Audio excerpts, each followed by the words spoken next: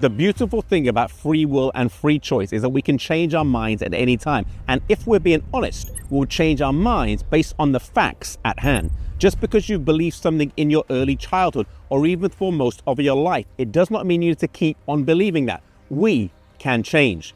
Elisabeta of Denmark and later Brandenburg had certain strong religious beliefs growing up in her childhood and as she went into marriage and even as she raised her children. But later in life, as she encountered the beauty of the gospel through the Reformation, things would change.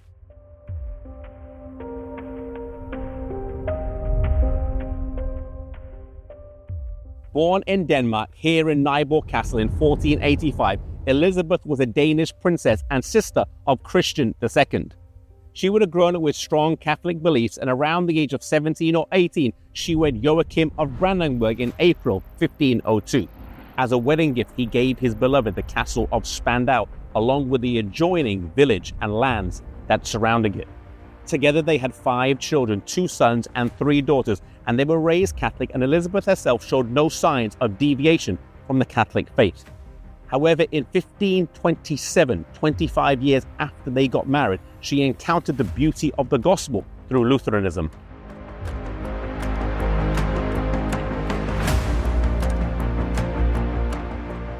It is not clear exactly how this happened, though it's possible Elisabeta encountered reformist views through Christian's wife Isabel, who was a staunch Protestant during their forced exile from the Danish courts.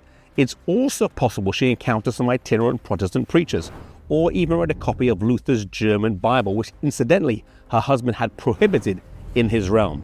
But by whatever means it happened, by Easter 1527, Elisabeta received communion at the hands of a Lutheran minister, signaling her conversion to Protestantism and her changed views on transubstantiation. She was now firmly Protestant. She made this bold move while her husband was away, and he found out upon his return.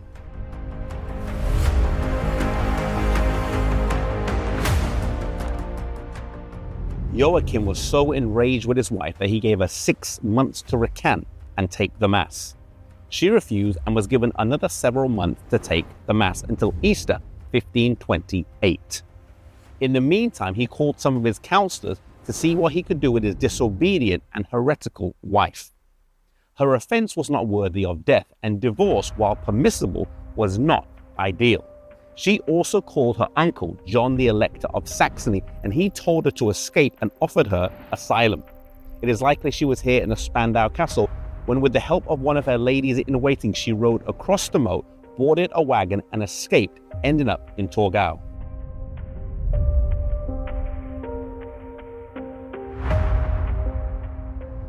Her husband was livid, and after some time and much discussion, they entered into marital negotiations to reconcile. Her husband wanted her to give up her newfound faith. She was willing to forgive his marital indiscretion and numerous affairs, but would not compromise on her religious convictions. She was willing to go home, but would remain Lutheran. But her husband rejected this idea.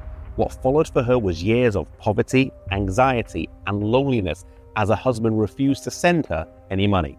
She moved from place to place, living here and there, spending some time in Torgau, and she also spent some time here in Wittenberg, living with the Luthers.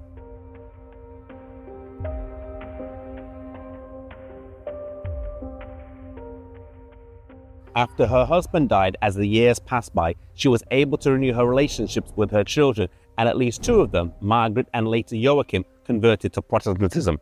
When she knew she was going to die, she asked to be moved back here to Berlin, and it wasn't until she died that they realized why. In her will, it stated that she wanted to be buried next to her husband, even though he had abandoned her for 27 years.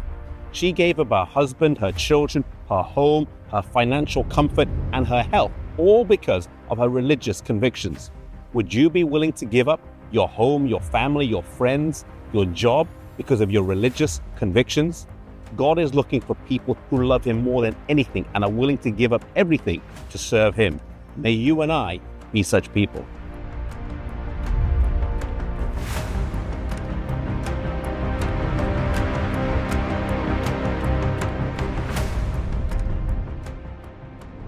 Lineage is a crowd-funded non-profit studio. We make videos, we write articles and books, and we've got a podcast.